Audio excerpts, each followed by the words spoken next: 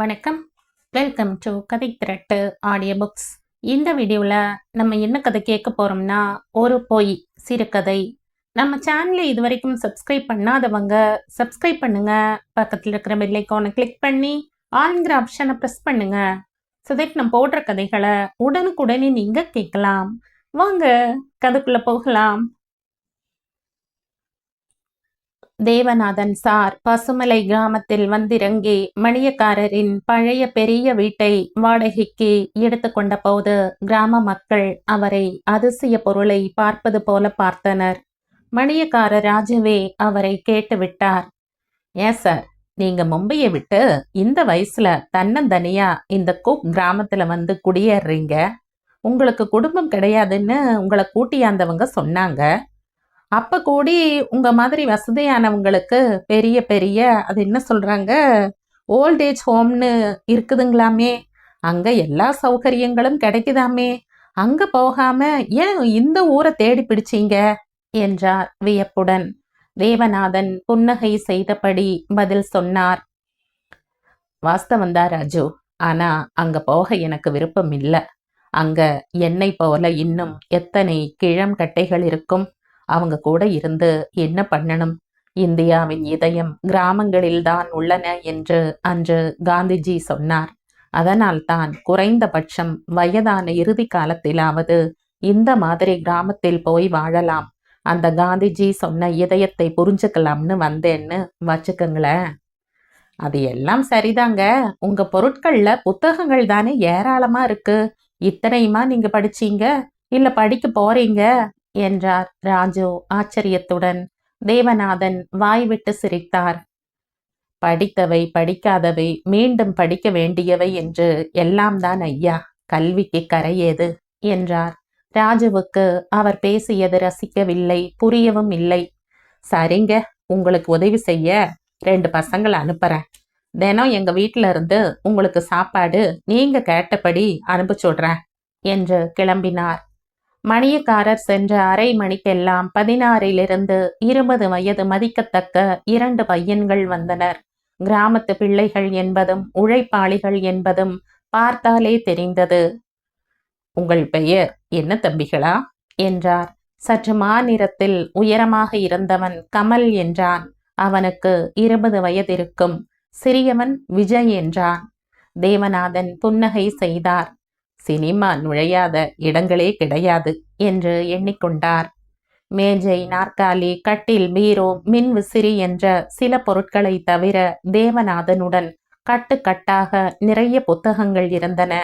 தமிழ், ஆங்கிலம் இரண்டிலும்.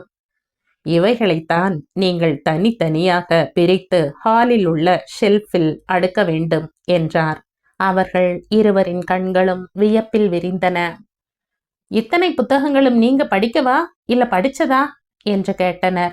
அப்புறமா சொல்றேன், நீங்க முதல்ல தமிழ், இங்கிலீஷ்னு தனித்தனியா பிரிச்சுக்கங்க என்றார் தேவநாதன். உங்களுக்கு தமிழும் இங்கிலீஷும் படிக்க வருமில்ல என்று கேட்டார். ஓ வருமே, நாங்க 2 பேருமே 10வது வரை படிச்சிருக்கோம் என்றனர். நல்லது, எடுத்து பிரித்து அடுக்குங்கள் என்றார் தேவநாதன். அவர்கள் அந்த வேலையில் ஈடுபட்டிருக்கும் போதே சொன்னார். நீங்கள் எனக்கு உதவியாக இருக்க வேண்டும். ராஜு சார் வீட்டில இருந்து சாப்பாடு வாங்கி வர்றது, வீட்டை சுத்தம் பண்றது, தோட்ட வேலை செய்யறதுன்னு தினம் வரணும். உங்களுக்கு மாசம் 500 ரூபாய் தருகிறேன், தனித்தனியாக என்றார். கமல், விஜய் இருவர் முகங்களும் மலர்ந்தாலும் சட்டென்று வாடியது. 500 தானா சார்? இங்க அக்கம் பக்கத்துல அரசியல் கூட்டம் போராட்டம்னு போனாலே ஒரு நாளைக்கு 500 ரூபாய் தராங்களே சார் என்றனர் அப்பட்டமாக. தேவநாதன் பெருமூச்சு விட்டார். அதுவும் சரிதான். சரி, இன்னொரு வேலை செய்ய வேண்டியிருக்கும். அதுவும் செய்ய ஆரம்பிச்சிங்கன்னா 1000 ரூபாய் தரேன் என்றார். 2 பேரும் ஒருவரையொருவர் பார்த்து கொண்டனர். என்ன வேலை என்றான் கமல். அப்புறம் சொல்கிறேன் என்றார் தேவநாதன். எங்களால முடிஞ்சாதான் செய்வோம் என்றான் விஜய். தேவநாதன் சிரித்தார். உங்களால் முடியும் தம்பி. சரி, போய் மணியக்காரர் வீட்டிலிருந்து ஒருத்தன் சாப்பாடு வாங்கி வா. விஜய், நீ போய் இந்த தமிழ், இங்கிலீஷ் 2 செய்தித்தாள்களையும் வாங்கிண்டு வா என்றார். சார், இங்க நியூஸ் பேப்பர் வராது சார், மயிலாடுதுறை போகணும், அது 5 கிலோமீட்டர் என்றான் விஜய். சைக்கிள்ல போ. பேப்பர் பேர்? இந்து, எக்ஸ்பிரஸ், தினமலர், தினமணி என்றார். எழுதி கொடுத்துடுங்க சார் என்றான் விஜய் தலையை சொரிந்தபடி. இப்படித்தான் ஆரம்பித்தது ஓய்வு பெற்ற பேராசிரியர் தேவநாதனின் கடைசி கால வாழ்க்கை. இதே பசுமலை கிராமத்தில் இருந்து சென்னைக்கும் பின்னர் மும்பைக்கும் பயணமான அவரது வாழ்க்கையில் மிஞ்சி இருப்பது அவரது அறிவும் அவருக்கு சிறு வயது முதல் துணையாக வந்த புத்தகங்களும் அவர் சம்பாதித்து சேர்த்த பணமும் தான். மும்பையில் கல்லூரியில் ஆங்கில பேராசிரியராக பணிபுரிந்த காலத்தில் அவருக்கு அஞ்சலியின் நட்பும் காதலும் கிடைத்தன. இருவரும் மனம் புரிந்து கொண்டனர். ஆனால் தேவநாதனின் வாழ்க்கையை எழுதிய விதியின் கரம் இரக்கமின்றி அஞ்சலியை ஒரு சாலை விபத்தில் பறித்தெறிந்தது. அதன் பின்னர் அவர் வாழ்க்கை துணையாக அவர் வேலையும் புத்தகங்களுமே அமைந்தன. ஓய்வுக்கு பின் என்ன செய்வது என்ற கேள்வி எழுந்தபோது அவருக்கு ஏனோ தான் பிறந்த மண்ணில் சென்று மறைய வேண்டும் என்று தோன்றியது. அதன் விளைவுதான் அவர் பசுமலைக்கு குடிபெயர்ந்தது. இன்று அவரையோ அவரது மூதாதையர்களையோ தெரிந்த எவரும் அந்த கிராமத்தில் இல்லை. அதற்காக அவர் வருந்தவும் இல்லை. அவர் ஆரம்பித்திருப்பது அவரது வாழ்க்கையின் இறுதி அத்தியாயத்தை. அவர் அதை தான் விரும்பிய விதத்தில்தான் முடிக்க விரும்பினார். ஒரு மாதத்தில் தேவநாதனின் வருகை பசுமலை கிராம மக்கள் மத்தியில் பல மாற்றங்களை கொண்டு வந்தது. சுகாதாரம், நல்ல பழக்க வழக்கங்கள், கவலைகளை இறக்குவது எப்படி என்று பலரும் ஆண், பெண், இளைஞர், சிறுவர் என்ற பேதமின்றி அவரிடம் எல்லோரும் வந்து பேசினர்.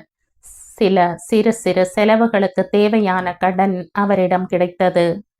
அந்த கிராமத்து பள்ளி ஆசிரியர்கள் ஆண், பெண் பலரும் தேவநாதனிடம் வந்து கல்வி பற்றிய பல விளக்கங்கள் பெற்று சென்றனர். சின்ன பசங்கள் அவரை தாத்தா என்று அழைத்தனர். மற்றவர்கள் இளைஞர்கள் அவரை சார் என்றும் ஐயா என்றும் மரியாதையோடு அழைத்து பழகினர். தேவநாதன் பெரும்பாலும் ஏதாவது பேப்பரும் புத்தகமும் கையுமாகவே இருப்பார். சதா ஏதாவது படித்து கொண்டும் இல்லை எழுதி கொண்டும் இருப்பார். சில சமயங்களில் பென்சிலை வைத்து கொண்டு படங்கள் வரைந்து கொண்டிருப்பதும் உண்டு. கமல், விஜய் இவர்கள் இருவரும் அவருக்கு வலது இடது கைகள் ஆனது போல் பல இளம் பருவத்தினர்களும் அவருக்கு நெருக்கமானார்கள். ஒரு நாள் அவர் ஏதோ ஒரு புத்தகத்தை படித்து கொண்டிருந்தவர் தனது மூக்கு கண்ணாடியை கழற்றிவிட்டு தலையில் பிடித்து கொண்டு சாய்ந்து கொண்டார். தோட்டத்து வேலையை முடித்து கொண்டு உள்ளே வந்த கமல் அவரது முகத்தை பார்த்துவிட்டு, சார், என்ன சார், தலைவலியா? காஃபி போட்டு கொண்டாரவா என்றான் அக்கறையுடன். வேண்டாம் என்பது போல் தலை அசைத்தவர் அவனை சற்று அமர சொன்னார். கண்களை மூடி நாற்காலியில் சாய்ந்திருந்த அவரை கமல் சற்று கவலையுடன் பார்த்தான். உடம்பு ஏதும் சரியில்லையோ சார் என்றான் மீண்டும் மெதுவாக. தேவநாதன் கண்ணை திறந்தார். அவர் கண்களில் இருந்து கண்ணீர் வழிந்து கன்னத்தில் ஓடியது. கமல் சற்று பதறிப்போனான். என்னாச்சு சார், ஏன் அழறீங்க என்றான் பதட்டமாக. தேவநாதன் புன்னகையுடன் அவன் தோளை தட்டினார்.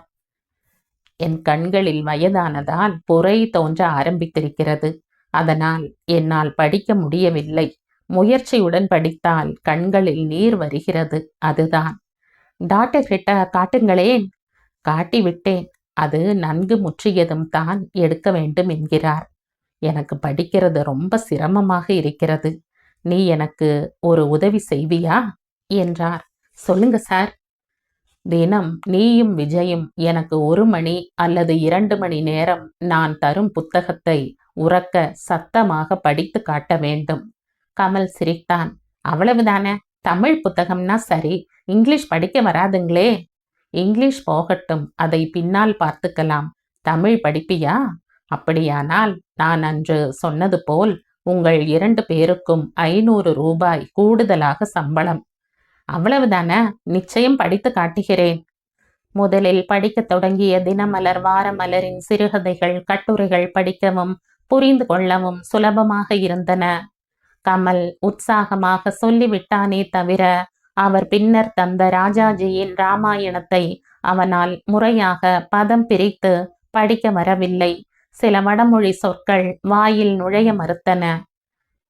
என்னங்க சார் இவ்வளவு கஷ்டமா இருக்கு என்றனர் விஜய், கமல் இருவரும். நான் தான் நீ படிக்கும்போது திருத்துகிறேனே, பரவாயில்லை, நாளடைவில் சரியாக போய்விடும். லா, லா, ழா இவைகளை முறையாக உச்சரிக்க பயிற்சி தந்தார். ஷா, ஜா, சா இவைகளை எப்படி வேற்றுமைப்படுத்துவது என்று சுட்டிக்காட்டினார்.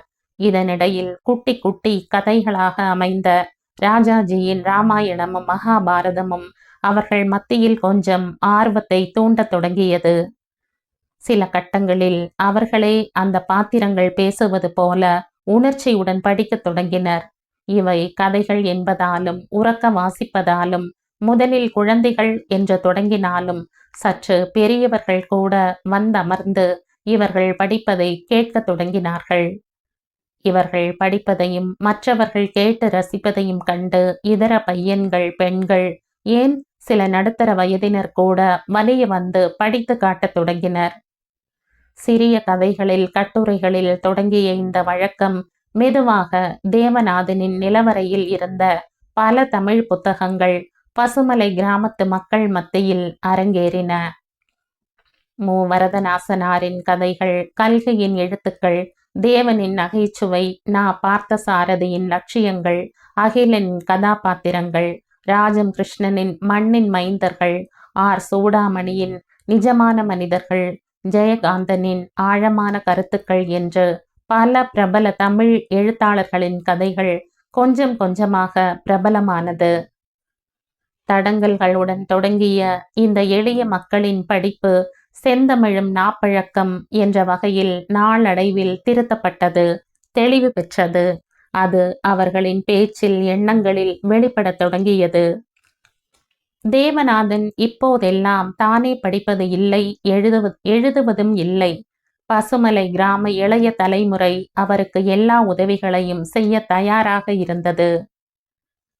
அன்று கமல் இளம் பத்திரிகையாளர் தேவை என்ற விளம்பரத்தை பார்த்து விண்ணப்பம் செய்து தஞ்சையில் அவர்கள் பேட்டிக்கு வந்து அவனை அழைத்த போது தேவநாதனிடம் வந்து வாழ்த்து பெற்று கொண்டு சென்றான்.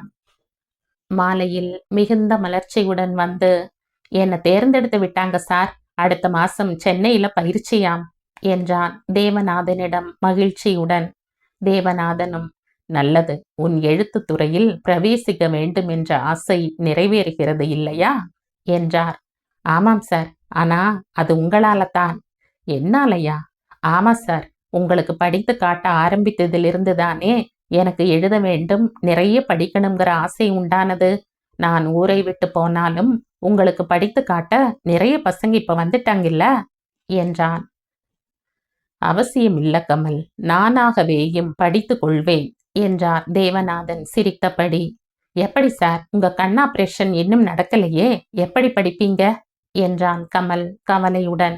தேவநாதன் அவன் அருகில் வந்து அவன் கைகளை பற்றி கொண்டார். நானாக உங்களிடம் ஒரு புத்தகத்தை கொடுத்து இதை படி என்றால் நீ மனம் இருந்தால்தான் படிப்பாய், இல்லாவிட்டால் வைத்துவிட்டு போய்விடுவாய். ஆனால் எனக்கு உதவி செய்ய வேண்டும், அதன் மூலம் உனக்கு வருமானமும் கிடைக்கிறது என்றதும் நீயும் விஜயும் படிக்க ஆரம்பிச்சீங்க. உங்களை பார்த்து மற்றவங்களும் முதலில் கேட்க வந்தாங்க, அப்புறம் தானே படிக்கிறேன்னு வலிய முன் வந்தாங்க. இப்ப என்னிடம் உள்ள புத்தகங்களை எல்லாம் படித்து ரசிக்கணுங்கிற ஆசை உங்களில் பலருக்கு தானாகவே வந்துவிட்டது. நான் எதிர்பார்த்தது அதைத்தான். புத்தகங்கள் தான் நமக்கு வெளி உலகத்தை அறிமுகப்படுத்தும் வாசல். அதை நான் உங்களுக்கு அறிமுகப்படுத்தி விட்டேன் என்றார் உணர்ச்சியுடன். கமல், இருந்தாலும் உங்க ஆபரேஷன் என்று எடுத்தான். தேவநாதன் சிரித்தார். என் கண்ணில் ஒரு கோளாறும் இல்லை, உங்களை படிக்க வைப்பதற்காக நான் சொன்ன பொய் அது. கமலும் அவர்கள் பேசுவதை கேட்டுக்கொண்டே வந்த விஜயும் அவரை அதிசயமாக பார்த்தபடி நின்றனர். விஜய், என்ன சார், நீங்க பொய் சொல்லி எங்களை பயமுறுத்திட்டீங்களே என்றான் கோபத்துடன். தேவநாதன் அவர்களை கனிவுடன் பார்த்தார்.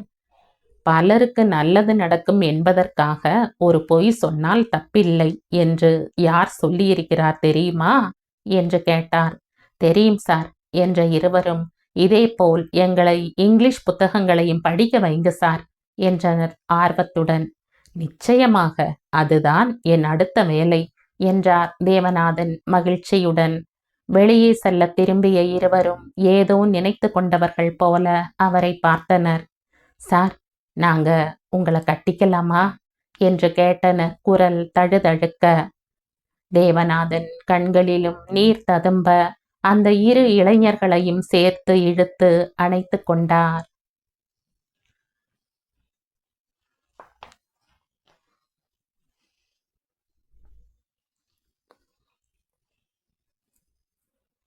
இதோடு இந்த கதை முடியுது. இந்த கதை உங்களுக்கு பிடிச்சிருந்தா லைக் பண்ணுங்க, ஷேர் பண்ணுங்க, சப்ஸ்கிரைப் பண்ணுங்க.